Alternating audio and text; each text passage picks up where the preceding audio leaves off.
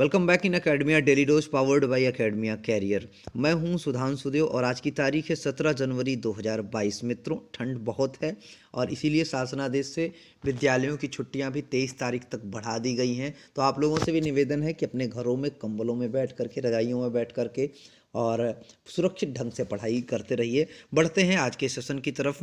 तो आपको बता दें, इस सेशन में हम बात करेंगे आज की डेट में बनने वाले सभी महत्वपूर्ण प्रश्नों की, जो कि करंट अफेयर से रिलेटेड होंगे, उन प्रश्नों से संबंधित महत्वपूर्ण तथ्यों की, तथा अगले दिन के लिए कुछ महत्वपूर्ण प्रश्न आपको अभ्यास प्रश्नों के रूप में दिए जाएंगे, जिनके उत्तर आपको ढूंढ कर लिखने होंगे नीचे कमेंट बॉक्स में। तो आइए सेशन की शुरुआत करें। एक नज़र आज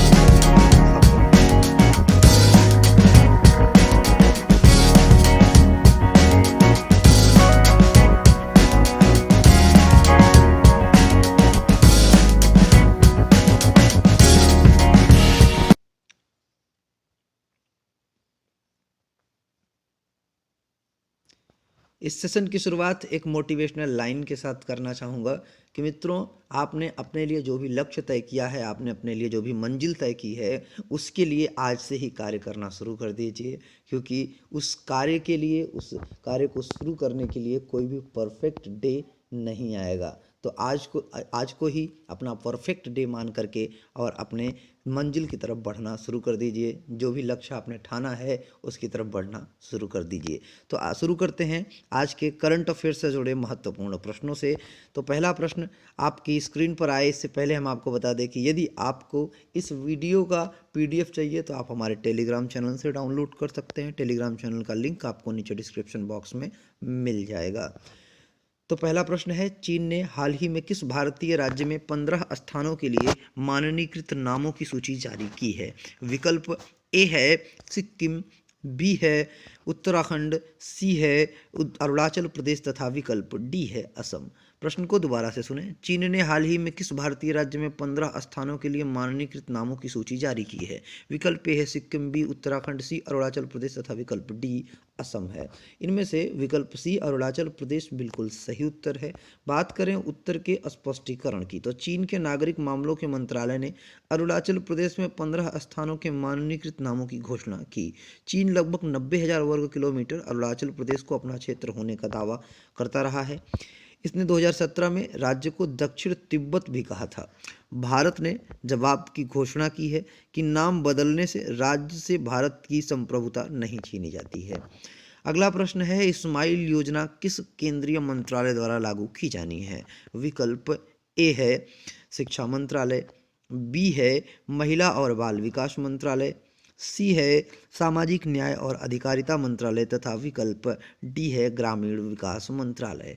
प्रश्न को दोबारा से सुने। इस्माइल योजना किस केंद्रीय मंत्रालय द्वारा लागू की जानी है? विकल्प ए है शिक्षा मंत्रालय, बी है महिला और बाल विकास मंत्रालय, सी है सामाजिक न्याय और अधिकारिता मंत्रालय तथा विकल्प डी है ग्रामीण विकास मंत्रालय। इनमें से विकल्प सी सामाजिक न्याय और अधिकारिता मंत्रालय बिल्कुल सही उत्तर है। बात करें उत्तर के स्पष्टीकरण की, तो इस्माइल यानी कि SMILE आजीविका और उद्यम के लिए सीमांत व्यक्तियों के लिए समर्थन सामाजिक न्याय और अधिकारिता मंत्रालय द्वारा तैयार की जा रही एक छत्र योजना है। इसमें ट्रांसजेंडर व्यक्तियों और भीख मांगने वाले लोगों के कल्याण के लिए 2 उप योजनाएं शामिल हैं। इस योजना में पुनर्वास, चिकित्सा सुविधाएं, परामर्श, शिक्षा, कौशल विकास और आर्थिक संबंध शामिल होंगे।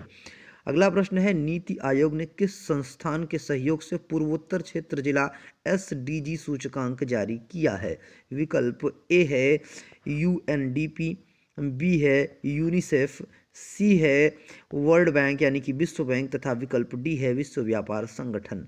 प्रश्न को दोबारा से सुने। नीति आयोग ने किस संस्थान के सहयोग से पूर्वोत्तर क्षेत्र जिला SDG सूचकांक जारी किया? विकल्प है UNDP, बी है यूनिसेफ, सी है विश्व बैंक तथा विकल्प डी है विश्व व्यापार संगठन। इनमें से विकल्प ए UNDP बिल्कुल सही उत्तर है। बात करें उत्तर के स्पष्टीकरण की, तो नीति आयोग ने संयुक्त राष्ट्र विकास कार्यक्रम यानी कि UNDP के तकनीकी सहयोग से पूर्वोत्तर क्षेत्र जिला SDG सूचकांक जारी किया। सूचकांक 8 उत्तर पूर्वी राज्यों के जिले के प्रदर्शन को मापता है। देश में पहली बार जिलावार सूचकांक तैयार किया जा रहा है। एसडीजी इंडेक्स का उपयोग विभिन्न विकास और कल्याणकारी गतिविधियों, शिक्षा, स्वास्थ्य, देखभाल की योजना बनाने के लिए आधार के रूप में किया जाएगा। अगला प्रश्न है, भारतीय सेना की क्वांटम कंप्यूटिंग प्रयोगशाला और कृत्रिम बुद्धि यानी कि एआई, जिसका फुल फॉर्म है आर्टिफिशियल इंटेलिजेंस, के लिए एक केंद्र किस राज्य में स्थापित किया गया है? विकल्प ए है गुजरात, बी है महाराष्ट्र, सी है मध्य प्रदेश तथा विकल्प डी है केरल। प्रश्न को दोबारा से सुने। भारतीय सेना का क्वांटम कंप्यूटिंग प्रयोगशाला और कृत्रिम बुद्धि यानी कि एआई, जिसका फुल फॉर्म है आर्टिफिशियल इंटेलिजेंस, के लिए एक केंद्र राज्य में स्थापित किया गया है।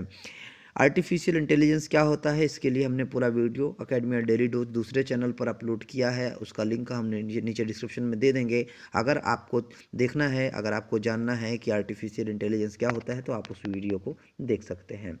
इनमें पहला विकल्प है गुजरात, बी महाराष्ट्र, सी मध्य प्रदेश तथा विकल्प डी है केरल, जिसमें से विकल्प सी मध्य प्रदेश बिल्कुल सही उत्तर है। बात करें उत्तर के स्पष्टीकरण की, तो भारतीय सेना ने military college of telecommunication engineering Mhow Madhya Pradesh में क्वांटम कंप्यूटिंग प्रयोगशाला और कृत्रिम बुद्धिमत्ता केंद्र यानी कि एआई की स्थापना की है। केंद्र सशस्त्र बलों द्वारा उपयोग की जाने वाली परिवर्तनकारी प्रौद्योगिकियों के विकास में अनुसंधान करेंगे। यह राष्ट्रीय सुरक्षा परिषद सचिवालय यानी कि एनएससीएस के समर्थन से भारतीय सेना द्वारा स्थापित किया गया है। अगला प्रश्न है KSLV-2 नूरी रॉकेट किस देश का पहला घरेलू स्तर पर निर्मित अंतरिक्ष प्रक्षेपण यान है? विकल्प ए है दक्षिण कोरिया, बी है इजराइल, सी है यूएई तथा विकल्प डी है बांग्लादेश। प्रश्न को दोबारा से सुने। KSLV-2 नूरी रॉकेट किस देश का पहला घरेलू स्तर पर निर्मित अंतरिक्ष प्रक्षेपण यान है? विकल्प ए है दक्षिण कोरिया, बी है इजराइल, सी है यूएई तथा विकल्प डी है बांग्लादेश। इनमें से विकल्प ए दक्षिण कोरिया बिल्कुल सही उत्तर है। बात करें उत्तर के स्पष्टीकरण की, तो दक्षिण कोरिया का पहला घरेलू निर्मित अंतरिक्ष प्रक्षेपण यान KSLV-2 नूरी रॉकेट ढीले हीलियम टैंक के कारण विफल हो गया। रॉकेट के सभी 3 चरणों में ने काम किया। इसे 700 किलोमीटर की ऊंचाई तक ले जाया गया और 1.5 टन पेलोड सफलतापूर्वक अलग हो गया। मिशन विफल हो गया क्योंकि तीसरे चरण के इंजन ने निर्धारित समय से 46 सेकंड पहले जलना बंद कर दिया। अगला प्रश्न है, कौन सा केंद्रीय मंत्रालय ग्राम उजाला कार्यक्रम लागू कर रहा है? विकल्प ए है शक्ति मंत्रालय, विकल्प बी है ग्रामीण विकास मंत्रालय, विकल्प सी है कृषि और विकास कल्याण मंत्रालय तथा विकल्प डी है पर्यावरण, वन और जलवायु परिवर्तन मंत्रालय। प्रश्न को दोबारा से सुने। कौन सा केंद्रीय मंत्रालय ग्राम उजाला कार्यक्रम लागू कर रहा है? विकल्प ए है शक्ति मंत्रालय, विकल्प बी है ग्रामीण विकास मंत्रालय, सी है कृषि और विकास कल्याण मंत्रालय तथा विकल्प डी है पर्यावरण, वन और जलवायु परिवर्तन मंत्रालय। इनमें से विकल्प ए शक्ति मंत्रालय यानी कि विद्युत मंत्रालय बिल्कुल सही उत्तर है। बात करें उत्तर के स्पष्टीकरण की, तो ग्राम उजाला योजना केंद्रीय विद्युत मंत्रालय की एक प्रमुख योजना है। कन्वर्जेंस एनर्जी सर्विसेज लिमिटेड यानी कि CESL काम करने वाले गर्मा गर्म बल्बों के बदले में 10 रुपये प्रति बल्ब की कीमत पर 3 साल की गारंटी के साथ उच्च गुणवत्ता वाले LED बल्ब प्रदान कर रहा है। हाल ही में CSL ने ग्राम उजाला कार्यक्रम के प्रोजेक्ट के तहत 50 लाख LED बल्ब वितरित करने का एक उल्लेखनीय मील का पत्थर हासिल किया है। अगला प्रश्न है, गोवा के पणजी में किस फुटबॉल लीजेंड की प्रतिमा का अनावरण किया गया है? विकल्प ए है सुनील छेत्री, बी है भाईचुंग भूटिया, सी है क्रिस्टियानो रोनाल्डो तथा विकल्प डी है लियोनेल मेसी। प्रश्न को दोबारा से सुने। गोवा के पणजी में किस फुटबॉल लीजेंड की प्रतिमा का अनावरण किया गया है? विकल्प ए है सुनील छेत्री, बी है भाईचुंग भूटिया, सी है क्रिस्टियानो रोनाल्डो तथा विकल्प डी है लियोनेल मेसी। इनमें से विकल्प सी क्रिस्टियानो रोनाल्डो बिल्कुल सही उत्तर है।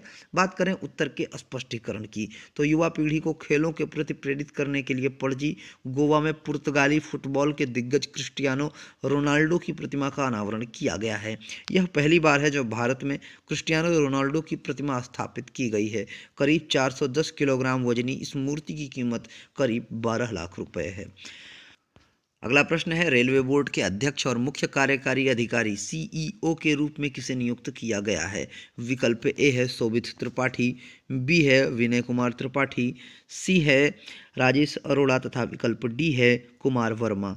इनमें से विकल्प बी विनय कुमार त्रिपाठी बिल्कुल सही उत्तर है। बात करें उत्तर के स्पष्टीकरण की, तो केंद्रीय मंत्रिमंडल की नियुक्ति समिति ने विनय कुमार त्रिपाठी को रेलवे बोर्ड अध्यक्ष के रूप में मुख्य कार्यकारी अधिकारी के रूप में नियुक्त को मंजूरी दे दी है। वर्तमान में वह उत्तर रेलवे के महाप्रबंधक के रूप में कार्यरत हैं। वह 1983 बैच के Indian railway services of electrical engineers यानी कि IRSEE हैं।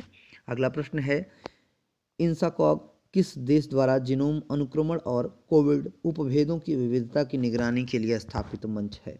विकल्प ए है USA, बी है रूस, सी है भारत तथा विकल्प डी है UK। प्रश्न को दोबारा से सुने। इंसाकॉग किस देश द्वारा जीनोम अनुक्रमण और कोविड उपभेदों की विविधता की निगरानी के लिए स्थापित मंच है? विकल्प सी भारत बिल्कुल सही उत्तर है। बात करें उत्तर के स्पष्टीकरण की, तो भारत के केंद्रीय स्वास्थ्य मंत्रालय ने जीनोम अनुक्रमण और कोविड उपभेदों की विभिन्नता की निगरानी के लिए 2020 में भारतीय SARS-CoV-2 जीनोमिक्स कंसोर्टियम यानी कि इंसाकोग की स्थापना की। इंसाकोग को संयुक्त रूप से केंद्रीय स्वास्थ्य मंत्रालय द्वारा जैव प्रौद्योगिकी विभाग CSIR और ICMR के साथ शुरू किया गया है।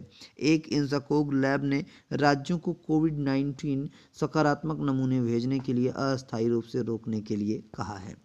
अगला प्रश्न है, बौद्ध समुदाय द्वारा लोसर त्योहार को पारंपरिक नववर्ष के रूप में कौन सा राज्य या केंद्र शासित प्रदेश मनाता है? विकल्प है लद्दाख, बी मेरठ, सी कोलकाता तथा विकल्प डी है हैदराबाद।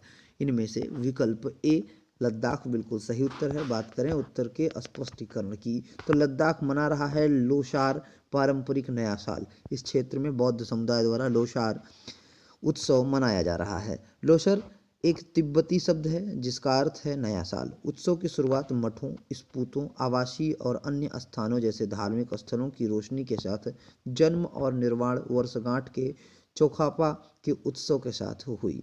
लोसर त्योहार की पूर्व संध्या भी दिवंगत प्रियजनों के साथ के लिए स्मारक भोजन प्रसाद के साथ मनाई जाती है। यह तो बात हो गई आज की डेट में बनने वाले सभी महत्वपूर्ण प्रश्नों की जो कि करंट अफेयर से रिलेटेड थे। अब बारी है बात करने की अभ्यास प्रश्नों के समाधान की, यानी कि वे प्रश्न जो आपको अंतिम वीडियो में दिए जाते हैं उनके सॉल्यूशन की बात हम वीडियो के लास्ट में ज़रूर करते हैं। तो आइए अभ्यास प्रश्नों के समाधान की बात करें उससे पहले आपको फिर से बता दें कि अगर आपको इस वीडियो का PDF चाहिए तो आप हमारे टेलीग्राम चैनल से डाउनलोड कर सकते हैं। तो कल का प्रश्न था, भारतीय रेलवे ने केवड़िया रेलवे स्टेशन का नाम बदलकर किस नाम से रखा है? विकल्प ए है Vishwas Nagar railway station, B Ekta Nagar railway station, सी पटेल नगर रेलवे स्टेशन तथा विकल्प डी गांधीनगर रेलवे स्टेशन।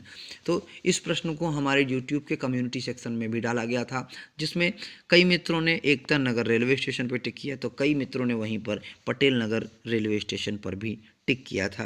तो आप लोगों ने अपना अनुमान लगाया, लेकिन हम आपको बता दें कि पटेल नगर रेलवे स्टेशन सही उत्तर नहीं था। इनमें से विकल्प B Ekta Nagar railway station बिल्कुल सही उत्तर था। जिन मित्रों ने एकता नगर रेलवे स्टेशन पर टिक किया था उनका उत्तर सही माना जाएगा। तो बात करें उत्तर के स्पष्टीकरण की, तो रेलवे मंत्रालय ने स्टैचू ऑफ यूनिटी के केवड़िया रेलवे स्टेशन का नाम बदलने को मंजूरी दे दी है, जो अब से देश और दुनिया के यात्रियों का एकता नगर रेलवे स्टेशन से नाम जाना जाएगा। यह कोई पहली बार नहीं है जब किसी रेलवे स्टेशन का नाम बदला गया हो। इससे पहले भी रेलवे स्टेशनों के नाम बदले जा चुके हैं। यह तो बात हो गई पिछले अभ्यास प्रश्न की समाधान की। अब बारी है आपके लिए कुछ अभ्यास प्रश्नों की जो कि आपको दिए जाने हैं। तो आपकी स्क्रीन पर पहला प्रश्न, पासपोर्ट सेवा कार्यक्रम के दूसरे चरण के लिए किस मंत्रालय ने TCS के साथ एक समझौते पर हस्ताक्षर किए हैं? विकल्प ए है जनजातीय मंत्रालय, बी है शिक्षा मंत्रालय, सी है विदेश मंत्रालय तथा विकल्प डी है खेल मंत्रालय। अगला प्रश्न है आपकी स्क्रीन पर, किस देश ने बाल विवाह पर प्रतिबंध लगाने वाले नए कानून लागू किए हैं? इस प्रश्न से संबंधित कई प्रश्न पहले भी किए जा चुके हैं। तो पहला विकल्प है मलेशिया, बी है फिलीपींस, सी है इंडोनेशिया तथा विकल्प डी है श्रीलंका। ये दोनों प्रश्न आपको हमारे YouTube चैनल के कम्युनिटी सेक्शन में भी मिल जाएंगे। आप इनके उत्तर हमें नीचे कमेंट बॉक्स में भी दे सकते हैं और आप हमारे कम्युनिटी सेक्शन के विकल्पों को भी चयनित करके अपने उत्तर वहाँ पर दे सकते हैं।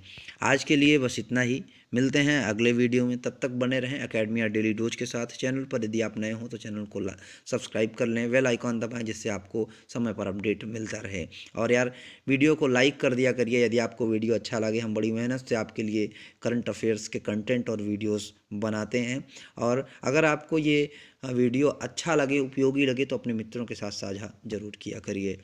तो हम सोशल मीडिया प्लेटफॉर्म पर भी मौजूद हैं। आप हमें Facebook, Instagram, Pinterest, LinkedIn, Twitter और कू पर भी फॉलो कर सकते हैं। वहाँ पर भी हम नए नए अपडेट्स आपके लिए